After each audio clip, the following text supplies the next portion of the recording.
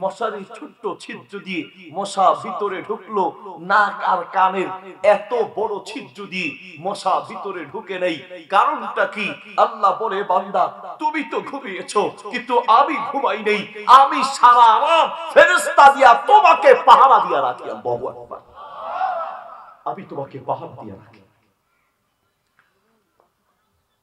আজ যাদের মায়ায়, যাদের ভালোবাসায় আপনি মাদকের সাথে জড়িত, যাদের মায়ায় আর ভালোবাসায়, যেই সন্তান আর যেই বিবি বাচ্চার মায়ায় পড়ে আজ হারাম ইনকাম করছেন, মানুষের মাথায় বাড়ি দিয়ে টাকা ইনকাম করছেন, সুদ আর ঘোষের সাথে জড়িত হচ্ছেন, আল্লাহর কসম এই সন্তান সন্ততি মাটি চাপা দেওয়ার পরে কেউ আপন থাকবে না।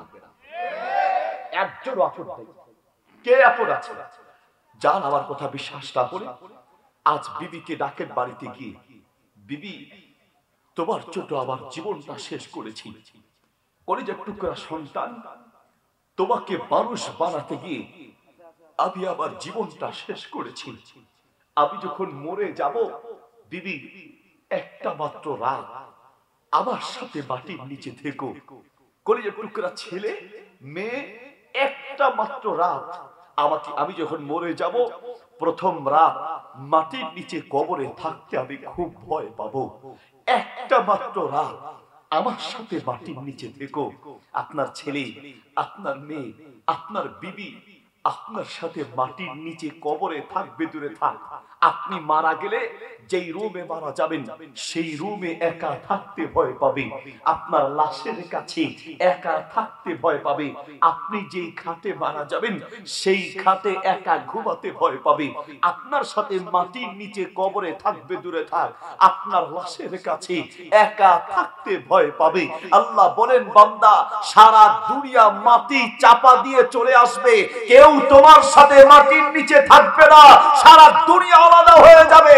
আল্লাহ ছাড়া বান্দার আপন বলতে কেউ থাকবে না, ঠিক কি না? কেউ থাকবে না। আমি একজন বাপ, আমি তো বুঝি এই পৃথিবীর প্রত্যেকটা বাপ নিজের জীবনের চেয়ে নিজের সন্তানটাকে বেশি ভালোবাসে, ঠিক না? আমি কখনো এই ছেলেরাই কই যাও, এই ছেলে কই যাও, বসো, এখানে ঢুকা যাবে, বের হওয়া যাবে না, কথা বলেন ঠিক কিনা? আমি এত দূর থেকে কষ্ট করে আপনাদের মাহফিলে ওয়াজ শুনতে আসছি, আর আপনি উঠবেন, বসবেন, হাঁটবেন, চলবেন, এইসব তামাশা মাহফিলে চলবে না, ঠিক আছে ভাই? আপনি চাইলেও আমাকে আগামীকাল রাখতে পারবেন, কাল আরেক মাহফিলে যাবেন, তার কোনো গ্যারান্টি নেই। মাহফিল মানি কানের মজা নেওয়া নয়, এটার নাম মাহফিল নয়। মাহফিল মানি নিজেকে পরিবর্তন করার নাম, ঠিক কিনা? আমাদের দেশে হাজার হাজার মাহফিল হয়, দুঃখের সাথে বলতে হয় মাহফিলে যে পরিবর্তন দরকার সেই পরিবর্তন মাহফিলে নাই। কারণ মাহফিলে আমরা আসি কানের মজা নেওয়ার জন্য। ওয়াজ কেমন হয়েছে? মাশাআল্লাহ সেই রকম। চট্টগ্রাম মাহফিল শেষ করলো, মাহফিল শেষ করে যাচ্ছে, যাওয়ার সময় বাজারে একজনের সাথে দেখা, জিজ্ঞেস করছে বাজি গেইও দে হরে, ও বাজি ওয়াজ হুনি বেল্লাই গিলাম দে, ওয়াজ কেন ইয়ে বোধ গমই এন ওয়াজ গরিগে, বক্তার সুর বোধ গম আসিল, বক্তা বোধ গরম আসিল, ওয়াজ গরিকে দে পরে ফাড়াই দিয়ে ফোন লাল, ওয়াজ গমইয়ে না বোধ গমইয়ে ওয়াজ, তো কি ওয়াজ গরিকে দুনিয়া মিট হন আসাই, ও বাজি ওয়াজ হুনি বোধ গম লাগে, মাগার কি ওয়াজ গরিকে হইল পাইতো। ওয়াজ কেমন হয়েছে? সেই রকম, খুব ভালো লেগেছে। তো 2 মিনিট বলো তো কি ওয়াজ শুনেছে, কি ওয়াজ করেছে? ভাই ওয়াজ ভালো লেগেছে, কিন্তু কি ওয়াজ করছে সেটা বলতে পারবো না। এই তো হলো আমাদের মাহফিলের অবস্থা। মাহফিলের আগেও সুদ খেত, মাহফিলের পরেও সুদ খায়, মাহফিলের আগেও ঘুষ খেত, মাহফিলের পরেও ঘুষ খায়, মাহফিলের আগেও বেনামাজি, মাহফিলের পরেও বেনামাজি, মাহফিলের আগেও মসজিদ খালি, মাহফিলের পরেও মসজিদ খালি। মাহফিলের পরে যদি এলাকায় পরিবর্তন না আসে ওই মাহফিল ব্যর্থ মাহফিল, ঠিক কি না? একটা পরিবর্তন আসতে হবে, আর সেই পরিবর্তনের জন্য দিল দিয়ে কথাগুলো শুনতে হবে, শুধু কানের মজা দেওয়ার জন্য নয়।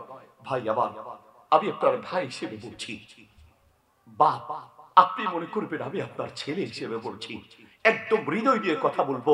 খৈরুল খেলাবি কল্লা ওয়া দাল্লা, খুব লম্বা কথা বলবো না, লম্বা সময় নিব না, অল্প সময় কথা বলবো, কিন্তু কথাগুলো যেন আপনার দিল পর্যন্ত পৌঁছায়।